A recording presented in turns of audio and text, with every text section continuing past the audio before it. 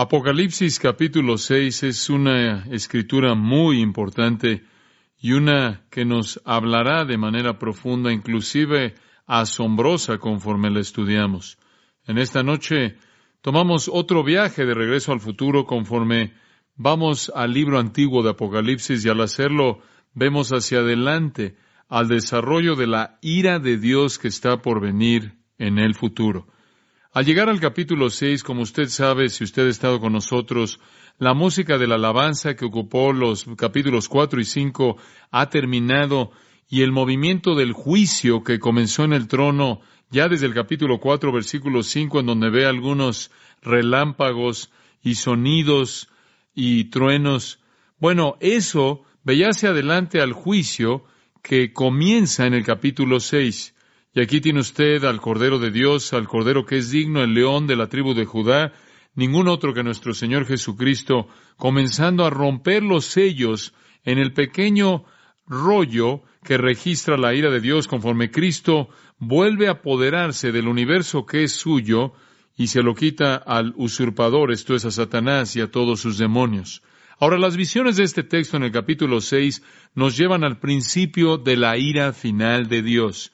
Como ya les hemos explicado, es nuestra convicción que la iglesia es arrebatada antes de que esto suceda, y vemos de hecho que la iglesia está en el cielo, representada por los 24 ancianos que están alabando a Dios y glorificando a Dios y glorificando al Cordero, conforme al Cordero entra a la escena de la historia para derramar estos juicios.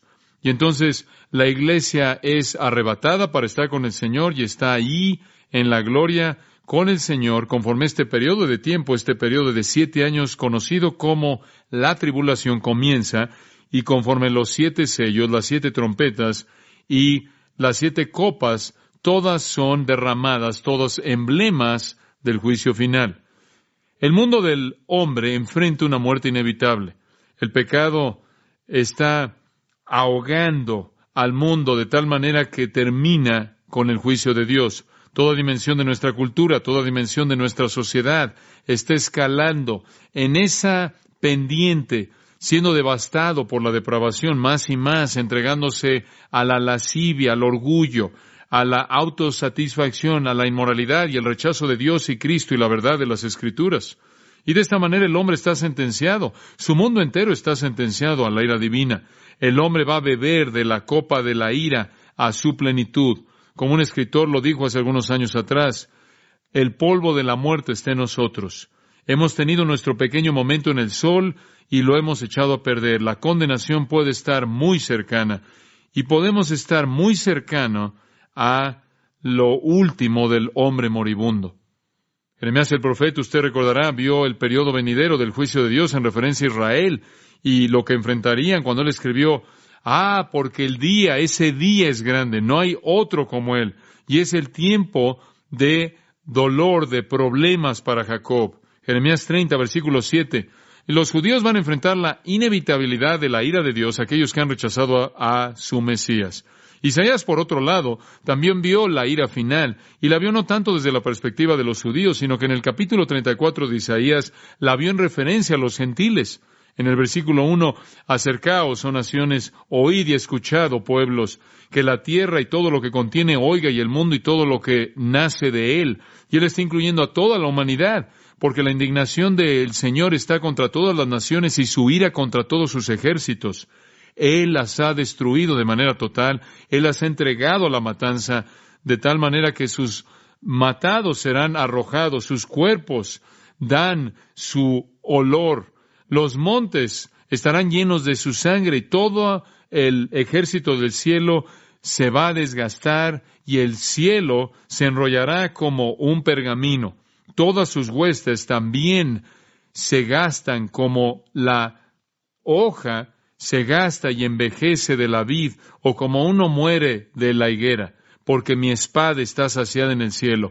He aquí descenderá para juicio sobre Edom y sobre el pueblo que he entregado a la destrucción. La espada del Señor está llena de sangre, está saciada de grosura, de la sangre de corderos y de cabras, de la sangre de los riñones de carneros, porque el Señor tiene un sacrificio en Borra y gran matanza en la tierra de Edom. Pasando de lo que sucederá en Edom al mundo más amplio del juicio final, el profeta Isaías ve la condenación definitiva y la destrucción de la humanidad. Y entonces oímos por parte de los profetas de la antigüedad, y no solo en esos pasajes, meramente son emblemáticos, que vendrá un día final de juicio, porque para los judíos será el tiempo de aflicción, de tribulación de Jacob, y para los gentiles será la matanza del mundo. Y entonces, cuando vemos a nuestro mundo, tenemos que reconocer que se dirige a la condenación, al juicio. De hecho, nos sentimos como si pudiéramos oír a veces a un mundo que se está ahogando, los últimos suspiros de agonía, por así decirlo. Y en este capítulo, en el cual nos concentramos en esta noche, Apocalipsis capítulo 6, literalmente somos transportados al futuro. La experiencia de abrir el rollo de 7 sellos no solo fue visible para Juan en su visión, sino que ahora nos es hecho visibles porque Dios quería que Él lo escribiera. Ahora recuerde que hay un pequeño rollo en el escenario aquí. Se menciona ahí en el capítulo 5, estando en la mano de Dios, y claro, después es tomado de la mano de Dios por el Señor Jesucristo mismo. Y aquí en el capítulo 6, versículo 1, Él comienza a abrir uno de sus sellos. Estaba enrollado un poco y sellado en las orillas, enrollado un poco y sellado, y todos estos eran para mantenerlo escondido de que jamás fuera dado a conocer o leído, revelado, hasta que el tiempo apropiado llegara, el cual aquí es revelado a nosotros, y en últimas será de hecho desenrollado. Y conforme se desenrolla, los acontecimientos de la ira de Dios también son desarrollados. Ahora, hay 7 sellos en este rollo, y vamos a ver esos 7 sellos, y ellos incluyen ese periodo entero hasta la venida final de Cristo. Ahora, en contraste a lo que algunas personas han pensado al ver la profecía, los primeros 3 jinetes traen un periodo de paz y prosperidad, lo vimos en la última ocasión, pero los últimos 3 son fuerzas mortales. El primero, recordará, era paz. Lo que está por seguir no es nada de eso. Ahora, simplemente para recordarle, también estos 4 jinetes son lo que Jesús llama en Mateo 24 el principio de dolores.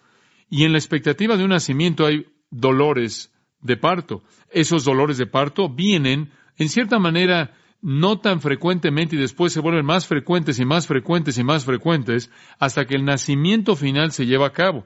Y lo mismo es el caso de los acontecimientos que van a ocurrir durante este periodo de tiempo. Viene un acontecimiento final, la venida de Cristo para establecer su reino. Ese es el nacimiento que se tiene aquí en mente. Los dolores de parto son esos acontecimientos que son preliminares a eso y comienzan a ser más y más rápido, hasta que llegan al acontecimiento final. Es una analogía muy vívida.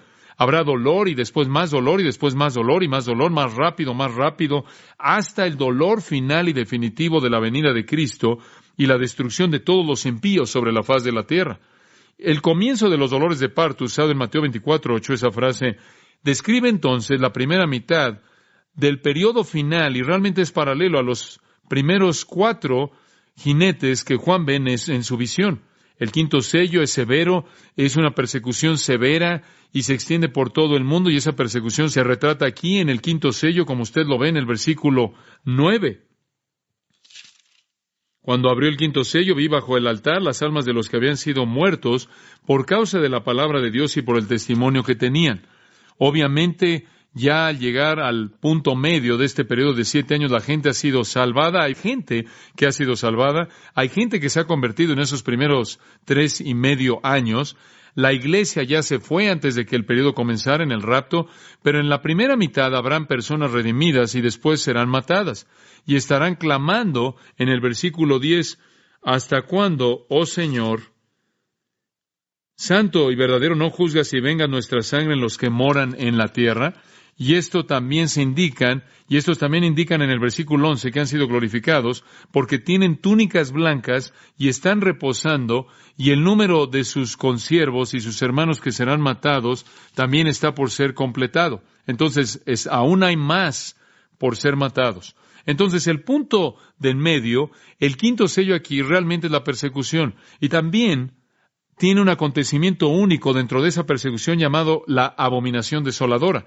Eso es de lo que se habló en Daniel capítulo 9, versículos 24 al 27. Esto es cuando el anticristo profana el templo en Jerusalén, comienza la persecución de los cristianos, la persecución de los judíos, y se levanta a sí mismo como Dios. Y después tenemos la persecución mundial. Después de eso, en la segunda mitad, lo que Jesús llamó en Mateo 24 la gran tribulación, ese fue el nombre de la segunda mitad. La primera mitad, el comienzo de los dolores de parto, la segunda mitad, la gran tribulación, y en esa segunda mitad la persecución continúa. Después viene el sexto sello y después el final, la venida del Señor Jesucristo y la matanza de los impíos. La abominación entonces, que se lleva a cabo por parte del anticristo en Jerusalén, de acuerdo con Daniel 9:27, se encuentra en el punto medio a la mitad del periodo de 70 años. Daniel dice que sucede a la mitad de la semana, en algún punto en medio. De hecho, es un periodo de 7 años. Eso detona la gran tribulación. Ese es el interruptor que hace que la humanidad entre a la gran tribulación. Los últimos 3.5 años, 42 meses, 1,260 días antes de la venida de Cristo, los 2 sellos finales, las trompetas finales y las copas, los juicios finales de las copas. Entonces, los acontecimientos descritos en el rollo, cuando es desenrollado de manera plena, van a incluir los 7 años completos de la ira de Dios. Y la última parte la podríamos llamar el día del Señor. La furia final, cuando Dios mismo viene en la forma de Cristo e implementa su propio juicio, pero ese día final del Señor es precedido por juicios divinos que estamos viendo abrirse en estos primeros 5 sellos. Ahora, conforme cada sello es abierto, la secuencia del juicio se desarrolla de manera vívida. Recordemos el primer sello, versículos 1 y 2. Vi cuando el Cordero abrió uno de los sellos y oí a uno de los 4 seres vivientes. Usted recordará que los 4 querubines que rodeaban el trono de Dios, los explicamos antes, estas 4 criaturas vivientes, cada una tiene un papel, una función que jugar. El primero, dice aquí, él dijo como con voz de trueno, lo cual, claro, encaja la idea de juicio. Él dice, ven, y él está hablando a un jinete. En el versículo 2, un caballo blanco viene y hay un hombre sentado sobre él, y tiene un arco y una corona les dada, y viene a conquistar, conquistando y para conquistar. Esto, como lo señalamos a detalle, simboliza la paz mundial breve e engañosa. El jinete y el caballo no es un individuo en particular, sino una fuerza de paz. Y va a caracterizar a muchos liberadores falsos, muchos mesías falsos, guiados por el mesías falso definitivo, el anticristo, el falso Cristo definitivo, la herramienta humana suprema de Satanás. Ahora ellos van a ser guiados por falsos cristos y falsos mesías, y Jesús dijo en Mateo 24, muchos de ellos vendrán. Y vendrán a lo largo del periodo entero, pero inicialmente vienen y ofrecen paz mundial. El anticristo ciertamente es un jugador clave. La prosperidad se establece por el mundo entero y el caballo blanco retrata eso. El hecho de que él es blanco indica la majestad conquistando. Inclusive indica pureza y justicia, una pureza falsa y una justicia falsa. Notará que tiene un arco, pero no tiene flecha, lo cual significa que tiene cierta cantidad de autoridad, pero conquista sin llegar a disparar ni una flecha. Es una conquista sin derramamiento de sangre. Una corona le es dada, no la tomó, se le dio, lo cual significa que el mundo corona la paz como rey. Por todo el mundo la paz se vuelve lo más importante. Y le dijimos que eso ciertamente es el ambiente del día, ¿no es cierto? La paz mundial, paz global, y la paz será coronada como rey. Y la paz estará conquistando y vendrá a conquistar aún más una serie de triunfos, llevando a una época dorada de prosperidad, con la promesa de que más prosperidad y más paz está por venir.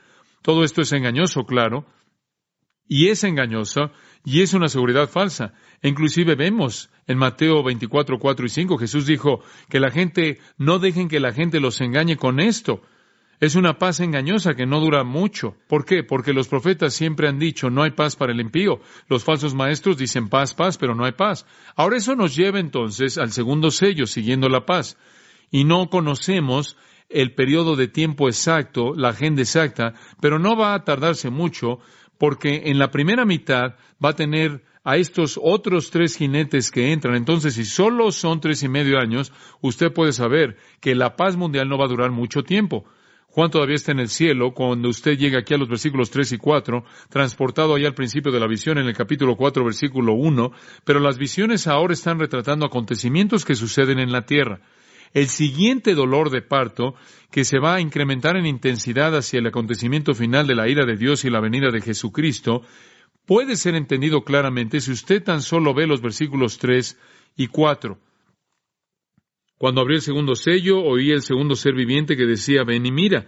Y salió otro caballo bermejo, y al que lo montaba le fue dado poder de quitar de la tierra la paz, y que se matasen unos a otros, y se le dio una gran espada. Es otra razón por la que sabemos que el primer jinete es paz, porque el segundo quita la paz. En una palabra, el segundo jinete no es paz, el segundo jinete es guerra mundial. Ahora eso no nos debe sorprender, porque en Mateo 24 Jesús dijo, siguiendo el engaño de la paz, capítulo 24, versículos 4 y 5, Él inmediatamente dice, oirán de guerras y rumores de guerras. Y después, en el versículo 7, Él dice, y se levantará nación contra nación y reino contra reino. Ese va a ser el siguiente acontecimiento en el flujo, en la secuencia de precursores que llevan al día final del Señor. Y aquí la historia se vuelve algo feo. Aquí la historia se vuelve fea y se queda así hasta que Cristo establece su reino. Ahora veamos los detalles. Versículo 3. Él abrió el segundo sello. Aquí estamos hablando del Cordero. El Cordero, el león de la tribu de Judá, el heredero legítimo es el que abre el segundo sello, en lo cual, y al hacer esto, Él desenrolla otra sección del rollo que describe los acontecimientos que se están llevando a cabo en esta segunda fase del juicio de Dios que se está desarrollando. Oí al segundo ser viviente, y Juan nunca lee nada, es como si conforme usted desenrolla el rollo, lo que está escrito ahí es actuado, se vuelve un drama visible, y el segundo ser viviente, el segundo querubín dice, ven. Y vemos exactamente el mismo escenario. El ángel que está ahí cerca del trono de Dios, que se nos describe ahí en el capítulo 4, versículos 6 al 9, como uno de los 4 seres vivientes, le habla al siguiente jinete conforme el Señor soberano rompe el sello y el juicio se desarrolla. Hay una respuesta inmediata por parte del jinete y en el versículo 4 salió otro caballo bermejo. Ahora, no quiero tomar el tiempo en esta noche, pero si quiere usted llevar a cabo un estudio interesante, simplemente vea en su concordancia y rastréelo a lo largo del Antiguo Testamento y encontrará que sea que usted le esté leyendo Job 39, Proverbios 21, el Salmo 76 o en Jeremías 6, Isaías 43, Zacarías 9 o Zacarías 10, los caballos están asociados con el triunfo, con majestad, con poder, con fuerza. Inclusive los encontramos más adelante en el libro de Apocalipsis, unos caballos bastante raros. En el capítulo 19, versículo 11, aquí viene el Señor en su segunda venida en un caballo blanco, y después en el versículo 14, los ejércitos que están en el cielo, esto es los creyentes, también están vestidos de lino fino, limpio y resplandeciente, los siguen en caballos blancos.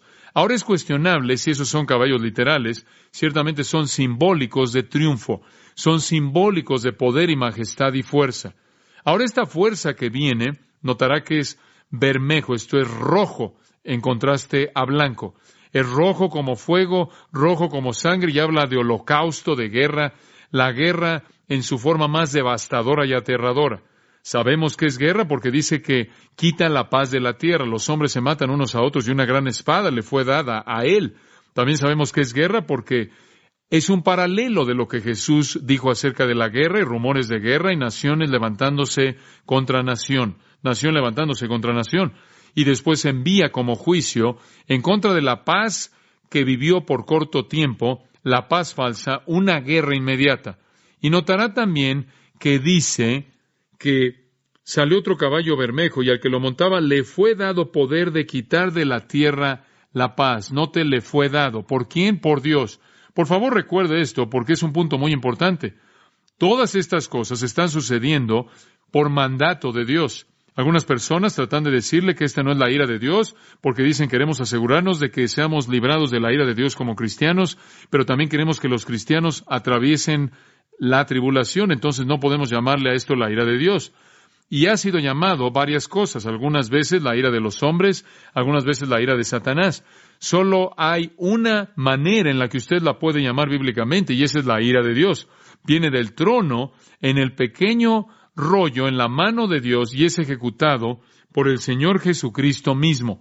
Es Dios desenrollando, descargando ira. Es Dios que ha concedido a este caballo rojo la autoridad y el poder de moverse y traer guerra. Fue Dios quien permitió la paz falsa y es Dios quien comienza las guerras. Dios lo permite. Y como leímos en Mateo 24, va a involucrar a las naciones por toda la tierra. Nación se levantará contra nación y reino contra reino. No sé cómo sucede, pero simplemente, en cierta manera, todo el mundo va a estar respirando ahí el aire de la euforia. La guerra va a comenzar a desatarse y va a escalar por todos lados. En Marcos capítulo 13 leemos en los versículos 7 y 8, y cuando oigan de guerras y rumores de guerras, no os atemoricéis. Esas cosas deben suceder, pero todavía no es el fin. Todavía son los dolores de parto. Es el principio de este periodo. Cuando oigan de guerras y rumores de guerras, no se atemoricen porque nación se levantará contra nación y reino contra reino. Ese es el principio. Marcos 13:8 dice de dolores de parto. Y después él reitera precisamente lo que nuestro Señor también dijo en el Evangelio de Mateo.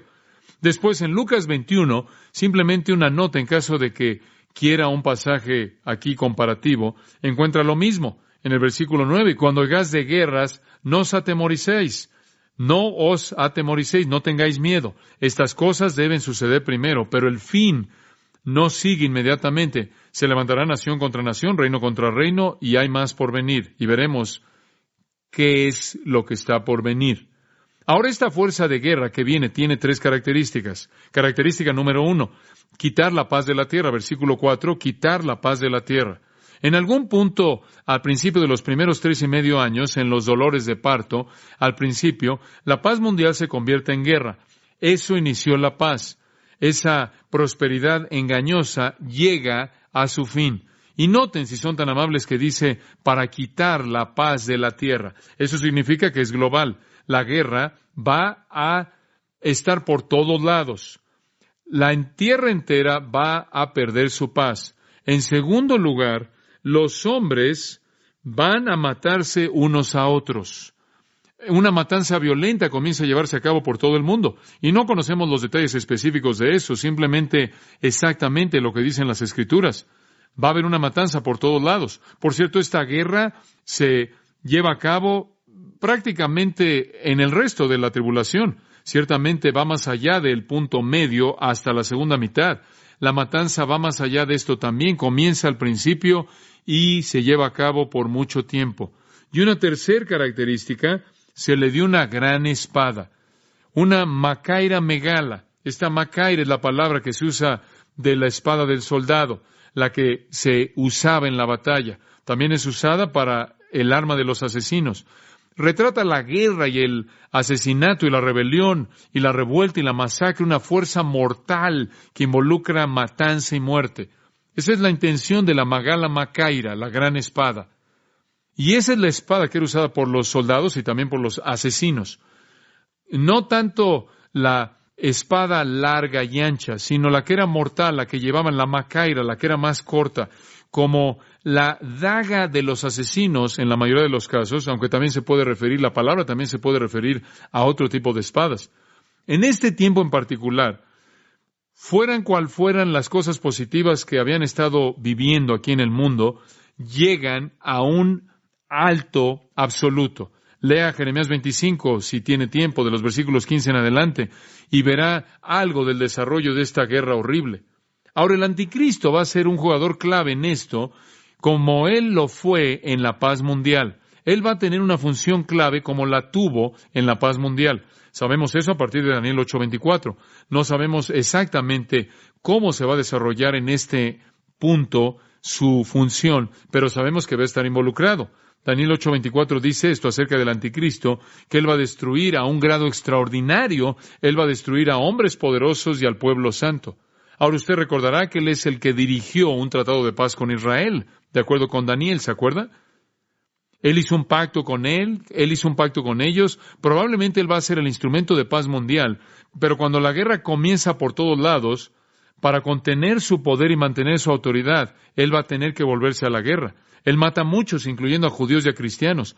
Él quizás no inicie las guerras, él puede estar intentando resolverlas hacia el punto medio de la tribulación y después lleva a cabo su obra perversa de abominación y eso es solo parte del holocausto que él produce. Y vea por un momento, si es tan amable, Daniel 11. No quiero entrar sin por lo menos darle un toque del escenario en el cual se mete el anticristo. En Daniel capítulo 11, versículo 36, dice que este anticristo llamado el rey, que hará lo que él quiere, el rey voluntarioso, el anticristo va a exaltarse y a elevarse por encima de cualquier Dios, de todo Dios. Él se vuelve un dictador mundial. Él habla cosas monstruosas contra el Dios de dioses, Daniel 11:36. Él prosperará hasta que la indignación sea terminada para que aquello que ha sido decretado sea hecho. Dios permite que este hombre profano se vuelva soberano y un dictador que hable contra Dios, que llegue al poder. Él no va a mostrar respeto alguno hacia los dioses de sus padres. Él es alguien profano. Él no muestra consideración hacia el deseo de las mujeres. Ahora eso podrá ser una referencia al deseo de las mujeres, siendo una frase que los judíos solían usar para hablar del Mesías. Esa es una posibilidad. Que no tiene respeto, no le da importancia al verdadero Mesías, al verdadero Cristo. Quizás una mejor posibilidad cuando dice que él no tiene el deseo de las mujeres, indica que es un homosexual. No algo difícil de concebir en nuestro mundo. Él no mostrará consideración alguna para ningún otro Dios y se va a magnificar, se va a elevar a sí mismo sobre todos los hombres. Él va a honrar al Dios de las fortalezas, este es el Dios de la fuerza, un Dios a quienes sus padres no conocieron. Él honrará con oro, plata, piedras preciosas y tesoros. Él va a ser extremadamente rico para poder financiar sus guerras. Él va a tomar acción contra la más fuerte de las fortalezas con la ayuda de un Dios extraño. Él le va a dar gran honra a aquellos que lo reconocen y va a causar que gobiernen sobre los muchos y él va a darles tierra por un precio. Él tiene a sus enemigos y sus aliados y él comienza a pelear aquí y ahí y a ganarse aliados para las guerras y puede verlo involucrado en un esfuerzo de guerra masivo. Y todo esto está por todo el mundo rodeando a Israel. Inicialmente él supuestamente va a proteger a Israel y aparentemente protege a Israel cuando todo esto comienza. Hacen un pacto con él y los protege mientras que esta guerra mundial se está desarrollando y escalando y él está tratando de posicionarse como el dictador mundial y la gran potencia. Y la matanza se está llevando a cabo y él continúa protegiendo a Israel hasta el punto medio de la tribulación y después él hace lo que hace al profanar el templo y comienza a moverse para matar a Israel. Sin duda alguna el anticristo viene en paz. Probablemente resuelve algunos problemas en el Medio Oriente, inclusive problemas mundiales. Él se vuelve el protector de Israel, con quien Israel hace un pacto. Él encabeza el Imperio Romano revivido, probablemente una confederación europea, el Imperio Romano revivido, habiendo ocupado Europa. Él va a venir como un gran líder de Europa. Israel está bajo su sombrilla de protección y bajo la sombrilla de protección de la Confederación Occidental, el poder europeo, la potencia europea, y el anticristo va a gobernar el mundo. Y después el mundo, en todos sus levantamientos, va a ser aplastado. Después, versículo 40 dice, ya en el fin del tiempo, los días postreros. Esto probablemente se lleva a cabo en la segunda mitad, simplemente para mostrarle el rango amplio de sus guerras, o hacia el final de la segunda mitad, el tiempo del fin, probablemente la gran tribulación, la segunda mitad de sus 7 años. El rey del sur va a chocar con él. Ahora no sabemos quién es el rey del sur, pero si usted va al sur de la tierra de Israel, está en Egipto. Y no será difícil creer que Egipto va a venir contra el anticristo. Y no será demasiado difícil creer que Egipto va a venir contra él debido a que él ahora ha establecido su trono ¿en dónde? En Israel, en Jerusalén. Allí es donde él se levanta a sí mismo como Dios para ser adorado por el mundo entero. Este es un lugar estratégico, como usted sabe, en el mundo, debido a que es la encrucijada de muchos caminos en el mundo, Asia, África, Europa. Y él es atacado por el rey del sur. Literalmente el texto hebreo dice, para empujar como cabra, como bajar sus cuernos y venir en ataque. Probablemente el rey del sur no es identificado solo como Egipto, porque es el sur entero. Todo el mundo musulmán de Egipto, Libia, Etiopía, África, la alianza que viene contra él, viene de esa parte del mundo. Un ejército africano de cierto tipo se mueve contra el anticristo, quien no solo está gobernando el mundo, sino que ha establecido su trono como Dios en la ciudad de Jerusalén. Y también notará en el versículo 40 que el rey del norte va a venir contra él, carros y jinetes y muchas naves, y claro, el equivalente moderno de todo eso. Aquí viene el rey del norte. ¿Quién es? Bueno, algunos creen que es Rusia. ¿Podría ser Rusia? Ciertamente he enseñado en nuestro estudio de Daniel que está bien suponer que podría ser esa nación masiva de Rusia.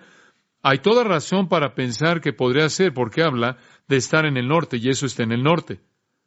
También es razonable suponer que podría ser otra conspiración árabe, y la manera en la que la Unión Soviética se está dividiendo en la actualidad, y se ha dividido, y la manera en la que el mundo árabe parece estarse uniendo como un enemigo en común contra Israel, podría llevarnos a pensar que es razonable suponer que algún tipo de coalición árabe del Medio Oriente con Irak e Irán y las otras naciones árabes hostiles se van a unir. Entonces tiene usted un mundo musulmán empujando por la parte de abajo y otro mundo musulmán, dice usted. ¿Por qué es llamado el Rey del Norte?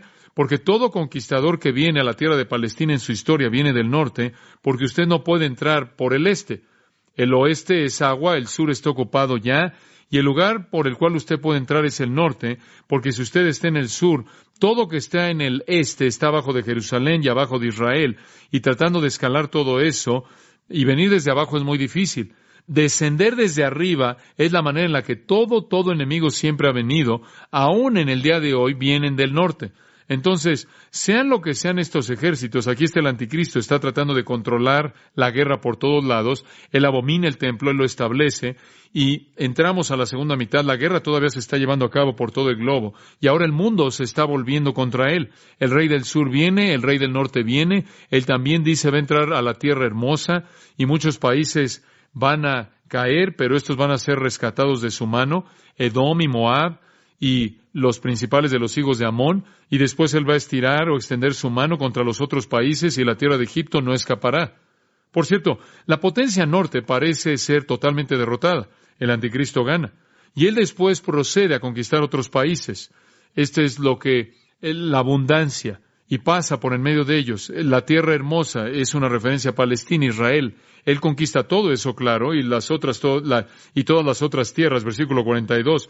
Él extiende su mano contra los otros países, la tierra de Egipto no escapará. Entonces, él ha derrotado a los dos reyes, a los dos ejércitos, él entra a la tierra gloriosa de Israel, y quizás este es el lugar donde él lleva a cabo la abominación, realmente no sabemos. Quizás este es el punto de en medio. Es difícil estar seguro de eso. Quizás ya sucedió, ya para el tiempo en el que esto sucede. ¿Qué razón habría para que el sur empujara de esa manera y el norte empujara de esa manera si él no ya hubiera establecido su poder en ese lugar? Entonces es difícil saber. Pero él ha profanado el templo. Él se ha establecido como Dios. Si usted quiere leer de esto, lee Apocalipsis 13:7 y vamos a llegar ahí. Y él tiene al Medio Oriente en sus manos, todos sus recursos. Él es el Dios soberano invencible en su propia mente. Él consuma a la iglesia ramera, la religión falsa que queda en el mundo, de acuerdo con Apocalipsis 17. Y él tiene un asociado llamado el falso profeta que llama al mundo entero a adorarlo. Y es en esa posición en la que lo encontramos en el versículo 42. Conforme él se ha salido de ahí para conquistar otros lugares y continúa venciendo otros países. Y hay un derramamiento de sangre interminable. Aquí Edom, Moab, Amón, francamente, es una tierra estéril la que deja ahí, y no hace eso. En lugar de moverse al sureste, se mueve al suroeste, como la indicación del texto lo presenta. Él adquiere el control de los tesoros escondidos de el oro, la plata, las cosas preciadas de Egipto, los libios, los etíopes lo van a seguir.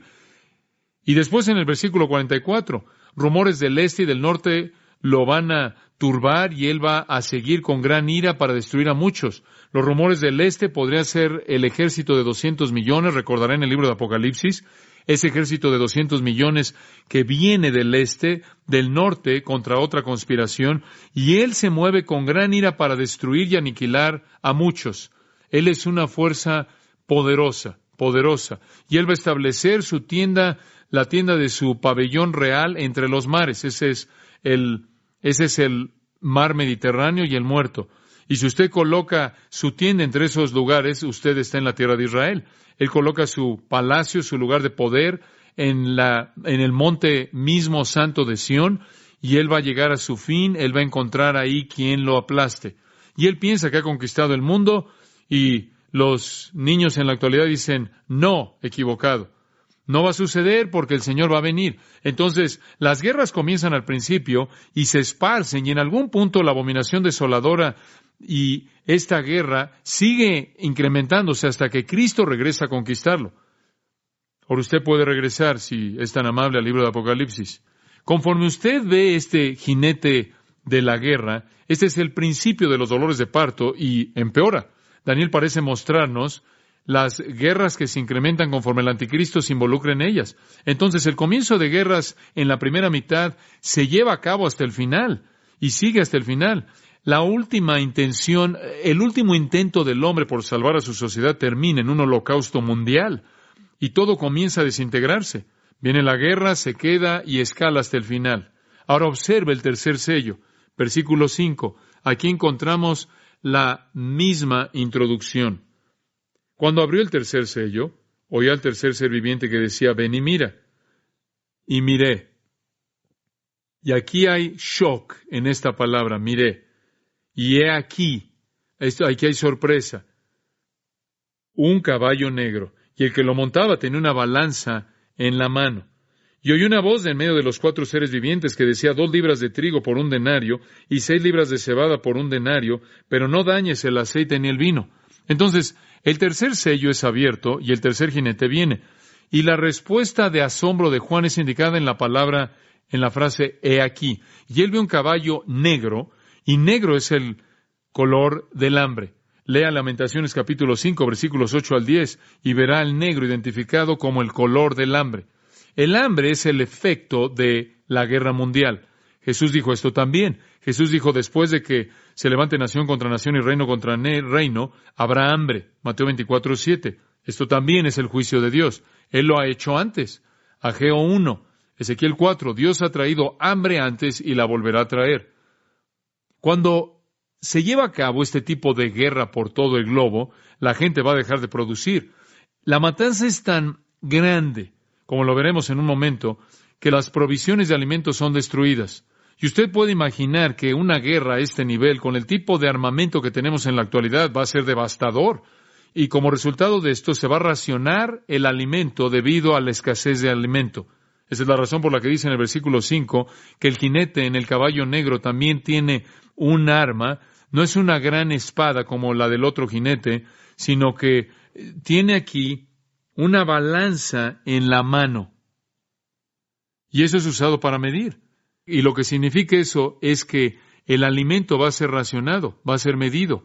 Se va a pesar el alimento, van a haber filas para tener alimento. Y podemos entender eso, ¿no es cierto? Algunos de ustedes inclusive pueden recordar las filas en las que se tenían que formar para adquirir alimento en la Segunda Guerra Mundial. Algunos de ustedes han visto retratos de filas que hacía la gente para poder conseguir alimento en Europa Oriental. Gente muriendo de hambre por todo el mundo se está formando. Usted ha visto en países de tercer mundo en la actualidad donde se raciona la comida. Y después a la mitad, esto es asombroso, en el versículo 6, y oí una voz de en medio de los 4 seres vivientes. Usted dígame, ¿quién está en el centro de los 4 seres vivientes? ¿Quién está en el centro? ¿Alrededor del trono de quién están? Este es el trono de Dios. El trono de Dios. Entonces, no hay duda alguna en mi mente de que Dios está aquí hablando, porque estas criaturas, estos 4 ángeles vivientes, estos 4 querubines, están rodeando el trono de Dios. Y en medio del trono, la voz de Dios. Y Dios dice, 2 libras de trigo por 1 denario y 6 libras de cebada por 1 denario, pero no dañes el aceite ni el vino. Dios está hablando. De nuevo es un recordatorio de que este es un juicio de Dios. Él también habla, por cierto, en el 5º sello, ahí en el versículo 11. Dios habla. Y entonces, no debemos estar demasiado seguros de que Él no está hablando aquí. Él habla del hecho de que esto tiene que suceder por un rato hasta que toda persona que va a morir en el versículo 11. Aquí está Dios quien habla y Dios dice, aquí están las condiciones, 1/4 de trigo por 1 denario. Ahora, permítame decirle lo que eso significa. 1/4 de trigo sería sustentar a una persona con un apetito muy moderado durante un día. 1 denario es el sueldo de un día.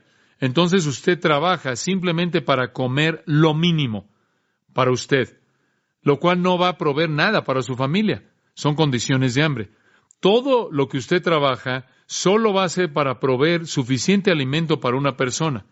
Y después dice, 6 libras de cebada por 1 denario. Usted podría obtener más alimento para su comida si usted no se quedara por la cebada, si usted no estuviera contento con la cebada, pero la cebada era alimento para animales, alimento para animales. Esto será como formarse para escoger entre pan y alimento para perros, croquetas, básicamente. Con poco valor nutricional, la cebada era más barata, por lo menos una familia podía comer así, pero eso demandaría todo su dinero por 6 libras, lo cual alimentaría a 3 personas con comida para animales. Esas son condiciones de hambre, y eso es lo que la guerra le va a hacer al mundo. Y después Dios dice, pero no dañes el aceite ni el vino. Han habido muchos tipos de interpretaciones diferentes de eso. Y creo que usted, si lo lee de manera directa, tiene sentido, de manera simple, decir, Dios les advierte que tengan mucho cuidado con su vino y su aceite, porque es tan preciado. Si lo único que tiene es trigo crudo, sin ningún aceite para mezclarlo, sin ningún vino para acompañarlo, es muy, muy difícil. La comida básica, la canasta básica, de pronto se vuelve lujo. El aceite era usado para la preparación de pan, también para cocinar, como también el vino. Él dice, más vale que tengan cuidado con cómo lo tratan. No lo lastimen, no lo desperdicien, no lo dañen, es preciado. Va a ser medido y tratado con cuidado tremendo. No puede usted herir el grano, pero ciertamente puede herir esas cosas al romperlas o al despedazarlas en lo que estén contenidos o al desperdiciarlas. Esto es verdadera hambre, un hambre global que viene rápido. La paz mundial, la guerra mundial, el hambre mundial, y ni siquiera ha salido de los primeros 3.5 años de este periodo. Finalmente, el último jinete, el 4º sello, versículo 7, el mismo escenario exacto. Cuando abrió el 4º sello, oí la voz del 4º ser viviente, y ahora sabemos por qué son 4, cada uno tiene una función que jugar aquí, que decía, ven y mira, y él está mandándole al siguiente caballo y al jinete. Miré, y he aquí, esto ha sido traducido de varias maneras, un caballo amarillo o pálido. Le puede interesar saber que la palabra griega es cloros, de la cual obtenemos clorofila o cloro, y normalmente se asocia con ¿qué color? Verde, una especie de verde amarillento pálido. De hecho, esa palabra cloros aparece varias veces en el Nuevo Testamento en conexión con la vegetación o el pasto o la hierba, como en Marcos 6:39 y Apocalipsis 8 y Apocalipsis 9. Entonces, él ve este caballo pálido verde. Y el que lo montaba tenía por nombre Muerte, y el Hades le seguía, y le fue dada potestad sobre la 4ª parte de la tierra, para matar con espada, con hambre, con mortandad y con las fieras de la tierra. Aquí está el jinete pálido, verdoso, descomposición, un cadáver. Y de manera apropiada, el que se sentaba tiene el nombre Hatanatos, muerte. Lo que sigue a la guerra es hambre. ¿Y qué sigue al hambre? ¿Qué? Muerte. ¿Y qué sigue a la muerte? El Hades. Esta es otra palabra simplemente para la tumba. La tumba viene, por así decirlo, viene el que escarba la tumba con su pala para recolectar los cuerpos que la muerte destruye.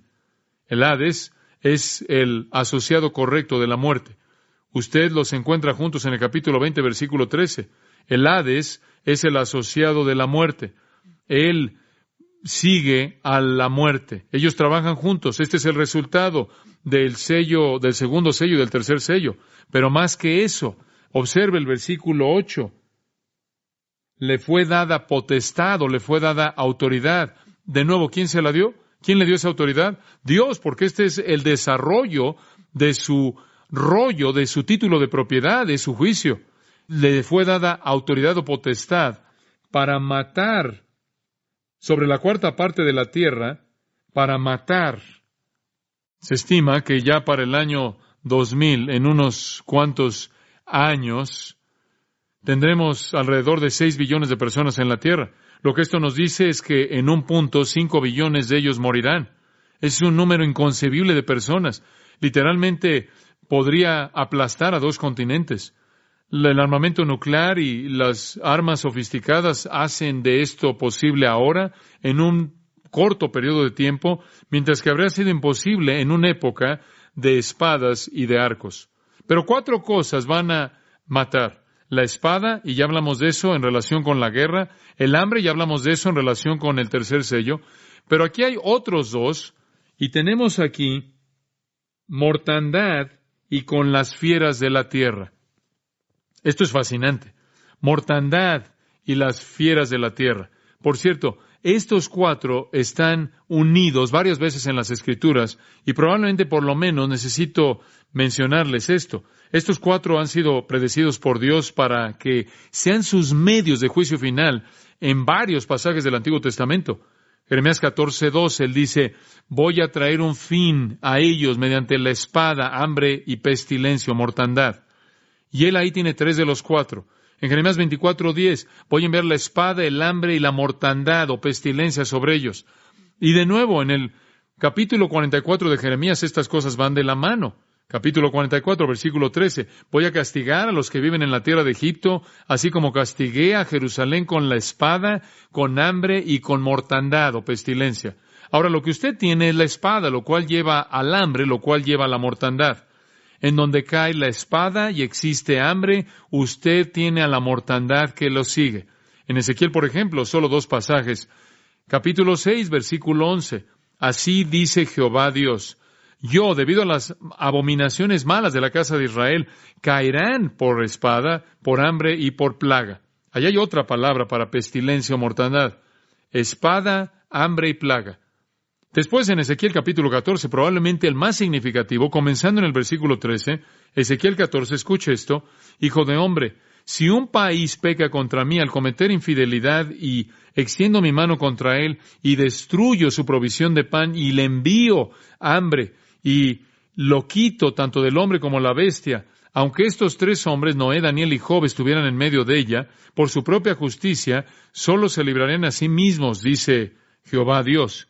Y si yo fuera a causar que bestias salvajes pasaran por la tierra y la despoblaran y se volviera desolada de tal manera que nadie pasaría por ella debido a las bestias, aunque estos 3 hombres estuvieran en medio de ella, mientras yo vivo, declara el Señor Dios, no podrían librar ni a sus hijos ni a sus hijas. En otras palabras, la presencia de hombres justos, en últimas, no va a detener el juicio.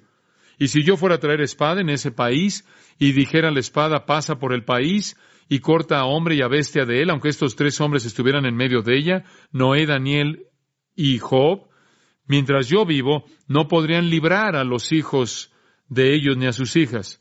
O si yo envío plaga, y allí están los 4, contra ese país y derramo mi ira en sangre, para quitar de ella a hombre y a bestia, aunque estuvieran Noé, Daniel y Job en medio de ella, mientras yo vivo, no podrían librarla.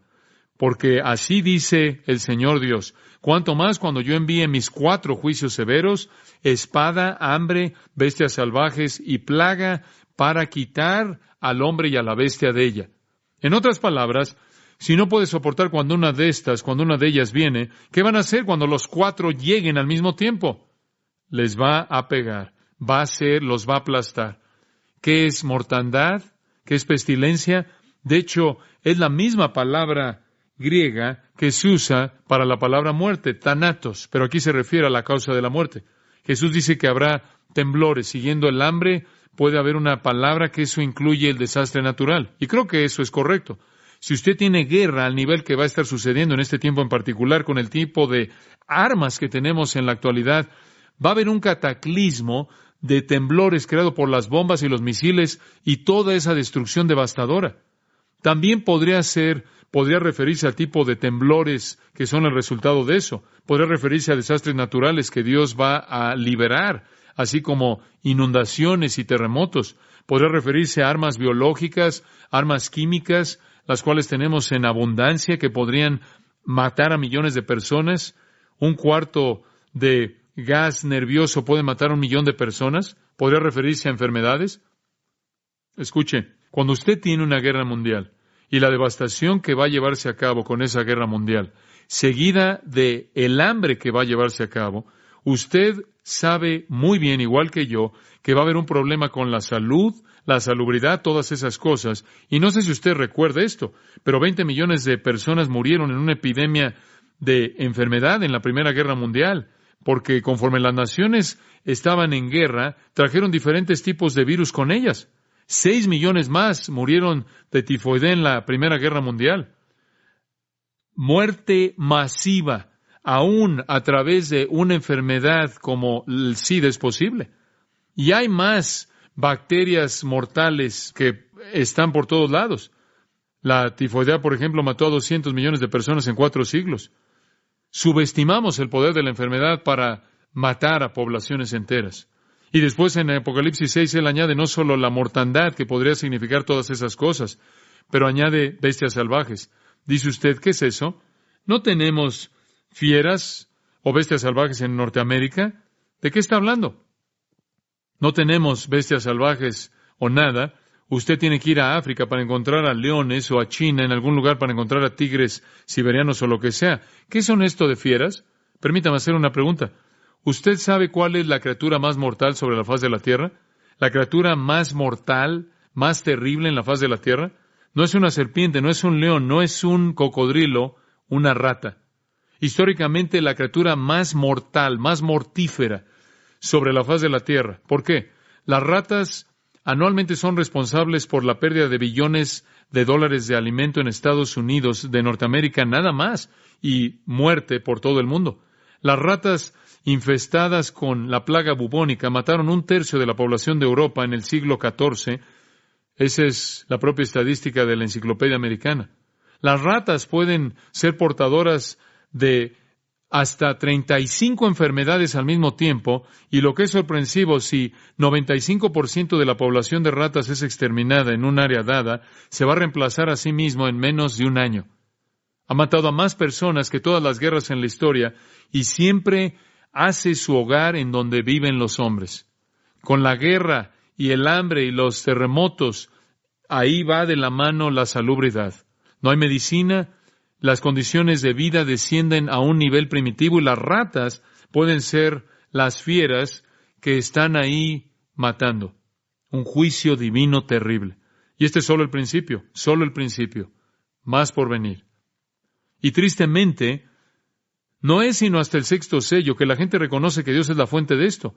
Y usted hace una pregunta, ¿verdad? ¿Hay alguna esperanza para nuestro mundo? Y la respuesta es no, no hay esperanza, esto va a venir, esto es inevitable.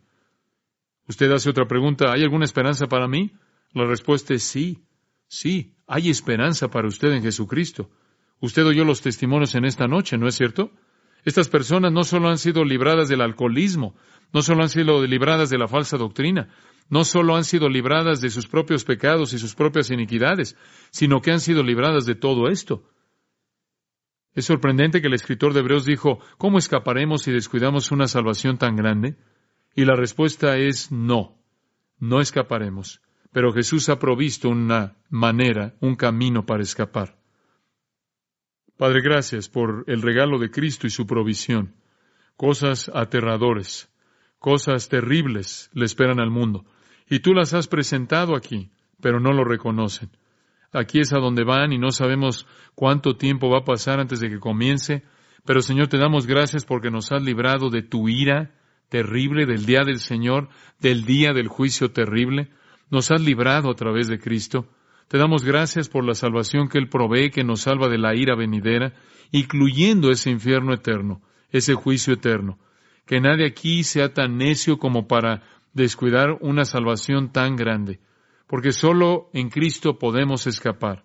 Te damos gracias porque algún día Jesús va a venir y va a congregar a los suyos a sí mismo y a su presencia antes de este terrible, terrible capítulo final de la historia humana antes de que se lleve a cabo. Te damos gracias porque en Cristo podemos vivir en esperanza y no en temor. Y queremos estar en esa escena en el cielo y estar cantando, digno es el Cordero que fue inmolado, de redimir, y ser parte de los benditos y no de los malditos. Y te damos gracias porque esto es provisto en Cristo a través de su muerte y su resurrección, porque Él se entregó a sí mismo por nuestros pecados. Mientras sus cabezas están inclinadas al cerrar, en tan solo un momento, quiero convertir esa oración a nivel personal en su corazón. ¿Conoce usted a Cristo? Si el Señor Jesús fuera a venir y llevarse a su iglesia, ¿sería usted o se quedaría para ser arrastrado en esta trampa de paz que finalmente lo va a llevar a un juicio insoportable y devastador? Si usted conoce a Cristo, usted es de Él. Usted dice, ¿cómo puedo hacer eso? Cree en su corazón que Él murió y resucitó por usted y confiéselo como su Señor. Pídale que lo salve de su pecado y de juicio. Dios en carne humana, ese es Cristo, vino al mundo para morir en su lugar, para llevar la maldición para que usted nunca pueda sentir la maldición de Dios. Necesita venir en arrepentimiento y fe. Padre, oramos porque todo corazón se vuelva hacia Cristo y te alabamos y te damos gracias porque has